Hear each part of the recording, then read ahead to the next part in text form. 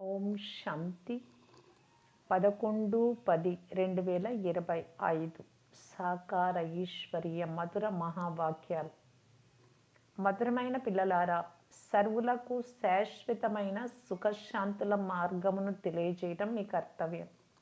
శాంతిగా ఉండండి, శాంతిని బహుమతిగా ఇవ్వండి. ప్రశ్న: ఏ గుహ్యమైన రహస్యాన్ని అర్థం చేసుకునేందుకు అనంతమైన బుద్ధి కావాలి, విశాలమైన బుద్ధి? జవాబు: డ్రామాలో ఏ దృశ్యం ఏ సమయంలో నడవాలో ఆ సమయంలోనే నడుస్తుంది.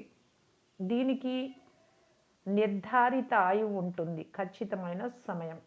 తండ్రి కూడా తమ నిర్ధారిత సమయంలోనే వస్తారు, నిర్ణయించబడిన సమయంలో. ఇందులో ఒక్క సెకండ్ కూడా తేడా వచ్చే అవకాశమే లేదు. పూర్తి 5000 సంవత్సరాల తర్వాత తండ్రి వచ్చి ప్రవేశిస్తారు బ్రహ్మలో. ఈ నిగూఢమైన రహస్యాన్ని అర్థం చేసుకునేందుకు విశాలమైన బుద్ధి అవసరం. పాట: ప్రపంచము మారినా మేము మారము. ఓం శాంతి. ఆత్మీయ తండ్రి కూర్చొని ఆత్మిక పిల్లలకు శాంతిధామము, సుఖధామాలకు మార్గాన్ని తెలియజేస్తున్నారు. ఈ సమయంలో మనుషులందరూ విశ్వంలో శాంతి కావాలి అని కోరుకుంటూ ఉన్నారు. ప్రతి ఒక్కరూ వ్యక్తిగతంగా కూడా శాంతి కావాలనుకుంటారు, విశ్వంలో కూడా శాంతి కావాలి అని కోరుకుంటారు. ప్రతి ఒక్కరూ మనస్సుకు శాంతి కావాలి అని అంటారు, మనశ్శాంతి అని. ఇప్పుడు అది ఎక్కడి నుండి లభిస్తుంది? శాంతి సాగరుడు ఒక్క తండ్రి మాత్రమే. వారి నుండే వారసత్వం లభించగలదు. వ్యక్తిగతంగానూ లభిస్తుంది, హోల్సేల్గాను లభిస్తుంది, అనగా అందరికీ లభిస్తుంది. ఏ పిల్లలైతే చదువుతున్నారో వారు మేము శాంతిని వారసత్వంగా తీసుకునేందుకు పురుషార్థం చేస్తున్నాము అని, ఇతరులకు కూడా దారిని తెలియజేస్తాము అని అర్థం చేసుకుంటారు. వారసత్వం తీసుకునేందుకు ఎవరు వచ్చినా రాకపోయినా విశ్వంలో శాంతి ఏర్పడాల్సిందే. అందరికీ శాంతినివ్వడం పిల్లల కర్తవ్యం. 2 లేదా 3 వారసత్వం లభించినంత మాత్రాన లాభమేముంది? ఇది అర్థం చేసుకోలేరు. ఎవరికైనా మార్గం తెలియజేయబడుతుంది కూడా, కానీ నిశ్చయం లేని కారణంగా ఇతరులను తన సమానంగా తయారు చేయలేరు.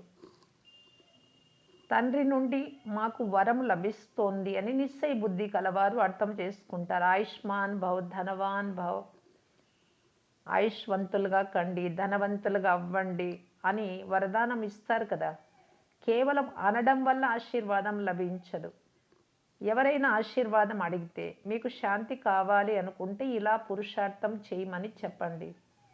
భక్తులైతే ఆశీర్వాదాలు ఇస్తారు, తీసుకుంటారు. శ్రమ చేస్తే అన్నీ లభిస్తాయి. భక్తి మార్గంలో ఎన్ని ఆశీర్వాదాలు తీసుకుంటారు? తల్లి, తండ్రి, టీచరు, గురువు మొదలైన వారందరి నుండి మేము సుఖంగా శాంతిగా ఉండాలి అనే ఆశీర్వాదం తీసుకుంటారు. కానీ అలా ఉండలేరు. ఎందుకంటే ఇంతమంది మనుషులు ఉండగా వారికి సుఖ శాంతులు ఎలా లభిస్తాయి? శాంతి దేవా అని పాడతారు కూడా. ఓ పరంపిత పరమాత్మ మాకు శాంతిని ఇవ్వండి దానంగా అని కోరుకుంటారు. కానీ వాస్తవానికి కానుక అనగా అడగకుండా తనకు తానుగా ఇచ్చే వస్తువు. ఇది నీకు కానుక లేక బహుమతి అని ఇచ్చేవారు అంటారు. తండ్రి అంటారు, ధనము, ఇల్లు, దుస్తులు మొదలైన వాటిని ఎవరు ఎంతగా ఇచ్చినా ఆ దాన పుణ్యాలు అల్పకాలం కొరకే. మనుషులు మనుషులకు ఇస్తారు, షావుకారులు పేదవారికి లేదా షావుకారులకు ఇస్తూ వచ్చారు. కానీ ఇది శాశ్వతమైన సుఖము మరియు శాంతి ఇక్కడ తండ్రి ఇచ్చేది. ఇక్కడ ఎవరు ఒక జన్మ కొరకు కూడా సుఖ శాంతులను ఇవ్వజాలరు. ఎందుకంటే వారి వద్ద లేనే లేవు. ఇచ్చేవారు ఒక్క తండ్రి మాత్రమే. వారిని సుఖము, శాంతి, పవిత్రతల సాగరుడని అంటారు. ఉన్నతోన్నతమైన భగవంతుణ్ణి మహిమయే గాయనం చేయబడుతుంది. వారి నుండే శాంతి లభిస్తుంది అని కూడా తెలుసు. అయినా తిరిగి వారు సాధువులు, సత్పురుషుల వద్దకే వెళ్తారు. ఎందుకంటే భక్తి మార్గం కదా, కావున వారి చుట్టూ ప్రదక్షిణలు చేస్తూనే ఉంటారు. అవన్నీ అల్పకాలిక పురుషార్థాలు. పిల్లలైన మీకు ఇప్పుడు అవన్నీ సమాప్తం అయిపోతాయి. మీరు ఇలా వ్రాస్తారు కూడా, అనంతమైన తండ్రి నుండి 100% సుఖము, శాంతి, పవిత్రతల వారసత్వాన్ని ఇక్కడ పొందవచ్చు. ఎందుకంటే ప్రపంచంలో 100% అపవిత్రత, దుఃఖము, అశాంతి ఉన్నాయి. అయినా మనుషులు అర్థం చేసుకోరు. ఋషులు, మునులు మొదలైన వారు పవిత్రంగా ఉన్నారు కదా అని అంటారు. కానీ వారు కూడా వికారాల నుండి, విషము నుండి జన్మించారు కదా. ఇదే ముఖ్యమైన విషయం.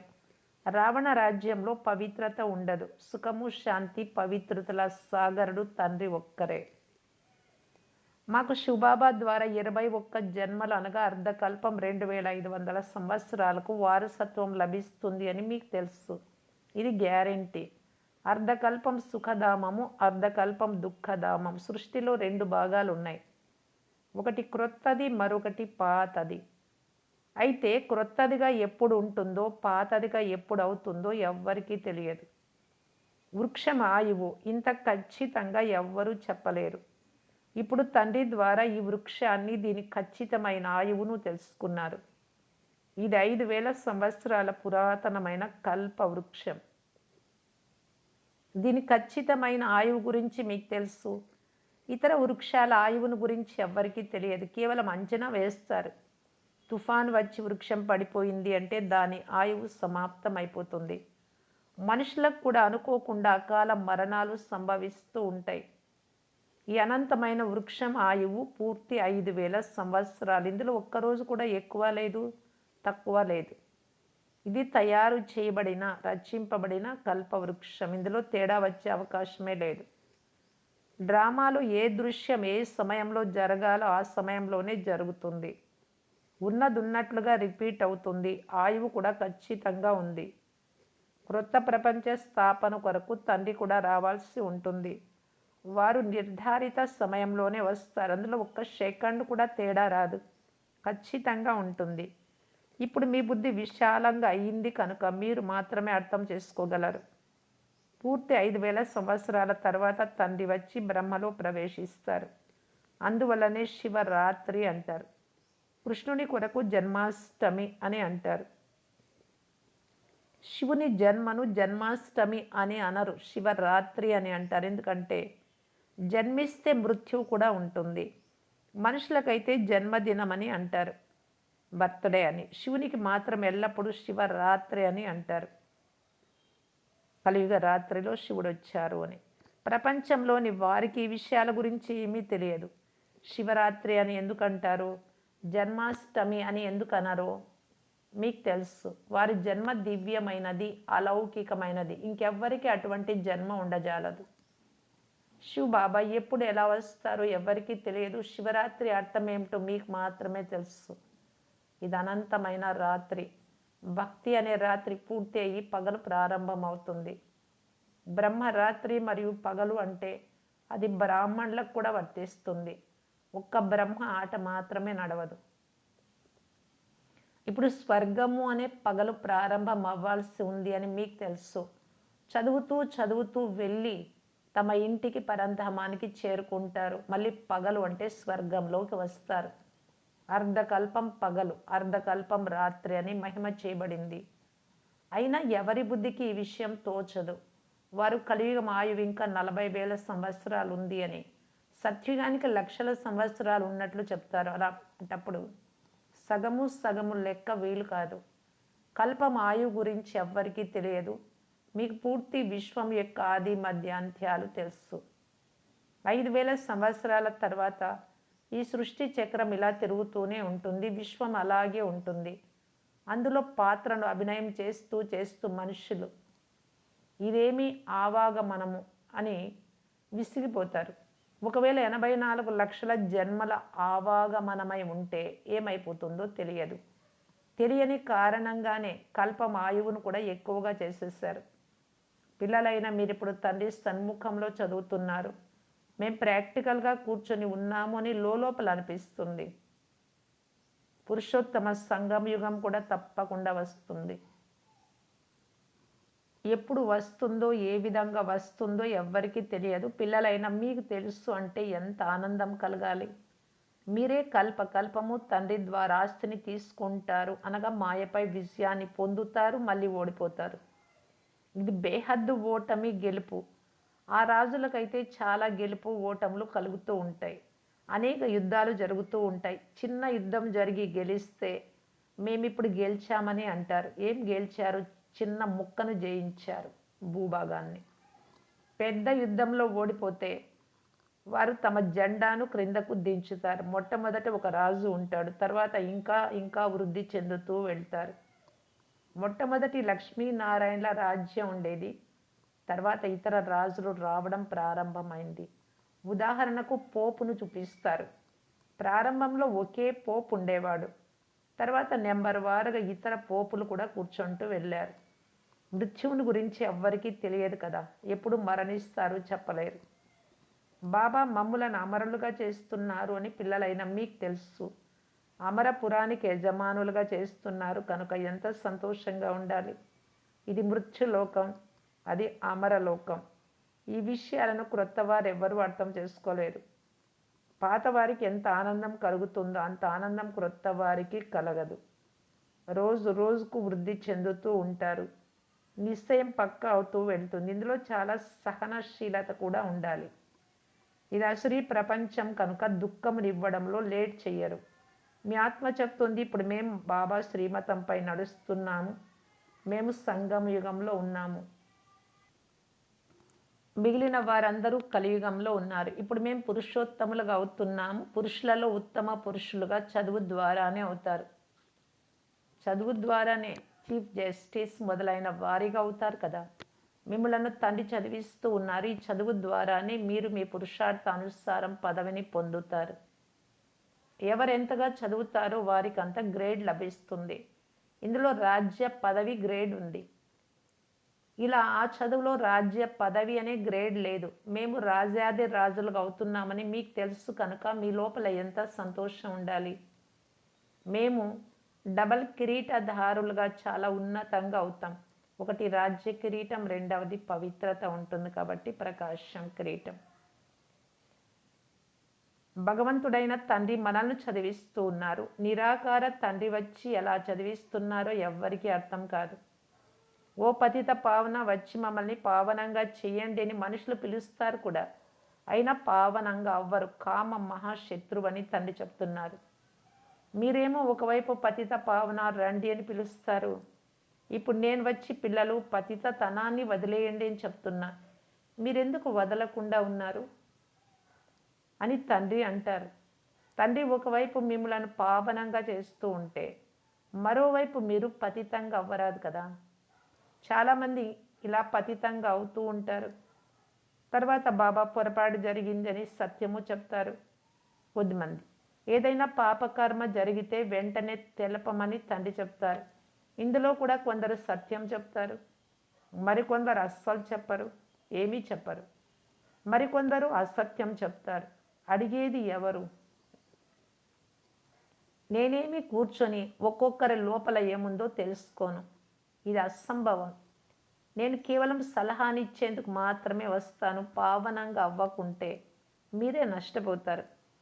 కష్టపడి పావనంగా అయ్యి మళ్ళీ పతితంగా అయితే చేసుకున్న సంపాదన అంతా సమాప్తం అయిపోతుంది. స్వయం మేమే పతితంగా అయ్యాము, ఇతరులను పావనంగా అవ్వమని ఎలా చెప్పగలమని సిగ్గుపడతారు. ఆజ్ఞను ఉల్లంఘన చేశాము అని లోపల మనసు తింటూ ఉంటుంది. ఇక్కడ మీరు తండ్రి ఎదుట నేరుగా ప్రతిజ్ఞ చేస్తున్నారు. బాబా మనల్ని సుఖధామము, శాంతిధామాలకు యజమానులుగా చేస్తున్నారు అని మీకు తెలుసు. వారు అతి సమీపంలో హాజరుగా ఉన్నారు. మనము వారి ఎదుట కూర్చొని ఉన్నాం. ఇంతకుముందు ఇతనికి ఈ జ్ఞానం ఉండేది కాదు. బ్రహ్మకు ఈ జ్ఞానం ఇచ్చే గురువు కూడా లేరు. ఏ గురువైనా కేవలం ఒక్కరికే జ్ఞానం ఇస్తారా? ఉంటే గురువుకు అనేక మంది శిష్యులు ఉంటారు కదా, ఒక్కరు మాత్రమే ఉండరు. ఇవి అర్థం చేసుకోవాల్సిన విషయాలు. సద్గురు ఒక్కరే, వారే మీకు మార్గాన్ని తెలియజేస్తూ ఉన్నారు. మళ్ళీ మీరే ఇతరులకు తెలియజేస్తారు. మీరందరికీ తండ్రిని స్మృతి చేయమని చెప్పండి చాలు. ఉన్నతాతి ఉన్నతమైన తండ్రిని స్మృతి చేస్తేనే ఉన్నతమైన పదవి లభిస్తుంది. మీరు రాజాది రాజులుగా అవుతారు. మీ వద్ద లెక్కలేనంత ధనం ఉంటుంది. మీరు మీ జోలెని నింపుకుంటారు కదా. బాబా మన జోలెను పూర్తిగా నింపుతున్నారు అని మీకు తెలుసు. కుబేరుని వద్ద చాలా ధనం ఉండేది అని అంటారు. వాస్తవానికి మీరందరూ కుబేరులే. మీకు వైకుంఠం అనే ఖజానా లభిస్తుంది. ఖుదా స్నేహితుడిగా ఉండే కథ కూడా ఉంది. వారిని ఎవరు మొదట కలుస్తారో వారికి ఒక రోజు కొరకు రాజ్య పదవిని ఇచ్చేవారు. ఇవన్నీ ఎగ్జాంపుల్స్, ఉదాహరణలు. అల్లా అనగా తండ్రి. వారు అవల్దీన్ను రచిస్తారు. తర్వాత సాక్షాత్కారం అవుతుంది. నిర్ధారితంగా మేము యోగ బలము ద్వారా విశ్వరాజ్య భాగ్యాన్ని తీసుకుంటాము అని మీకు తెలుసు. మంచిది. మధురాతి మధురమైన అపురూపమైన పిల్లలకు మాతాపిత బాప్దాదాల ప్రియ స్మృతులు మరియు గుడ్ మార్నింగ్. ఆత్మిక పిల్లలకు ఆత్మిక తండ్రి నమస్తే. ధారణ కొరకు ముఖ్య సారం. ఫస్ట్ పాయింట్, ఈ అసురీ ప్రపంచంలో చాలా చాలా సహనశీలుగా అయి ఉండాలి. ఎవరైనా నిందించినా దుఃఖమునిచ్చినా సహించాలి. తండ్రి శ్రీమతాన్ని ఎప్పుడూ వదలరాదు.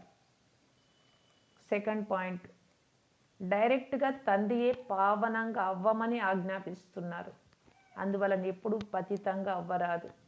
ఎప్పుడు ఏ పాపము జరిగినా దానిని దాచిపెట్టరాదు. వరదానము ఏక్ నామి, ఒకే పేరు మరియు ఎకానమి, పొదుపు యొక్క పాఠము ద్వారా. ఒకే పేరు మరియు పొదుపు. ఈ లెసన్ ద్వారా అలజడిలో కూడా అచల్ అడోల్ భవ. సమయానుసారం అశాంతి మరియు ఆందోళనల వాయుమండలం వృద్ధి చెందుతూ ఉంది, పెరుగుతూ ఉంది. ఇటువంటి సమయంలో చలించకుండా స్థిరంగా ఉండేందుకు మీ బుద్ధి యొక్క లైన్ చాలా క్లియర్గా స్పష్టంగా ఉండాలి. వ్యర్థము నెగిటివ్ లేకుండా స్వచ్ఛంగా. అలా ఉండేందుకు సమయానుసారం టచింగ్ మరియు క్యాచింగ్ పవర్ యొక్క అవసరం ఉంది. ఎంతెంత బుద్ధి క్లియర్గా ఉంటే అంత బాబా ఇచ్చేటటువంటి విషయాలను కూడా మనము గ్రహించగలుగుతాం.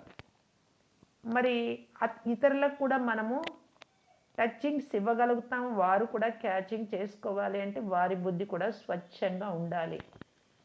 మరి దీనిని వృద్ధి చేసుకునేందుకు ఏక్ నామి మరియు ఎకానమీ కలవారిగా అవ్వండి. ఒక్క బాబా మాత్రమే.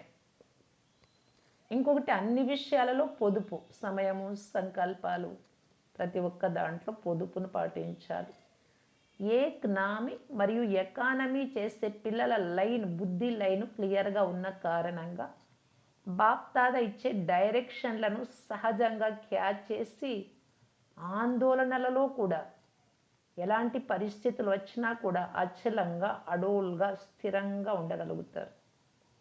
స్లోగన్, స్థూల సూక్ష్మ కోరికలను త్యాగం చేయండి. అప్పుడు ఏ విషయాన్నైనా ఎదుర్కోగలరు. గౌరవము, మర్యాదలు ఇవన్నీ కూడా సూక్ష్మమైనటువంటివి. ఇంకా స్థూలమైన కోరికలు చాలా ఉంటాయి. వీటన్నింటినీ లోపల కూడా లేకుండా వదిలేసినప్పుడే ఏ విషయం వచ్చినా కూడా ఎదుర్కోగలుగుతారు. అవ్యక్త ఇషారా, స్వయం మరియు సర్వుల పట్ల మనసా ద్వారా యోగం యొక్క శక్తులను ప్రయోగించటానికి బాప్దాదా తెలియజేస్తున్నారు. ఇప్పుడు మనస్సు యొక్క క్వాలిటీని పెంచుకుంటే క్వాలిటీ కలిగిన ఆత్మలు సమీపానికి వస్తారు. ఇందులో డబల్ సేవ ఉంది.